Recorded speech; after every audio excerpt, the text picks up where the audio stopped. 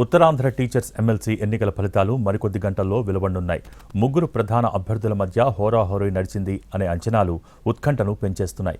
ఉపాధ్యాయ సంఘాల తరపున బరిలోకి దిగిన అభ్యర్థులకు రాజకీయ పక్షాలు మద్దతుగా నిలవడంతో హీట్ పెరిగింది. దీంతో ఫలితం ఎవరికి అనుకూలం, ఎవరికి ప్రతికూలం అనే చర్చ విస్తృతంగా జరుగుతోంది. ఉత్తరాంధ్ర ఉపాధ్యాయ ఎమ్మెల్సీ ఎన్నికల కౌంటింగ్ కోసం ఆంధ్ర యూనివర్సిటీ రెడీ అయింది. ఫలితాలు రావటానికి 10 నుంచి 12 గంటల సమయం పడుతుందని అధికారులు అంచనా వేస్తున్నారు. ఈ ఎన్నికల బరిలో 10 మంది అభ్యర్థులు పోటీలో ఉంటే ముగ్గురి మధ్య నెలకొంది. పీఆర్టీయూ నుంచి బరిలోకి దిగిన మాజీ ఎమ్మెల్సీ గాది శ్రీనివాసులు, యూటీఎఫ్ అభ్యర్థి కోరెడ్ల విజయ్ గౌరీ, ఏపీటీఎఫ్ మద్దతుతో పోటీ చేసిన సిట్టింగ్ ఎమ్మెల్సీ పాకలపాటి రఘువర్మ హోరాహోరీ తలపడ్డారు.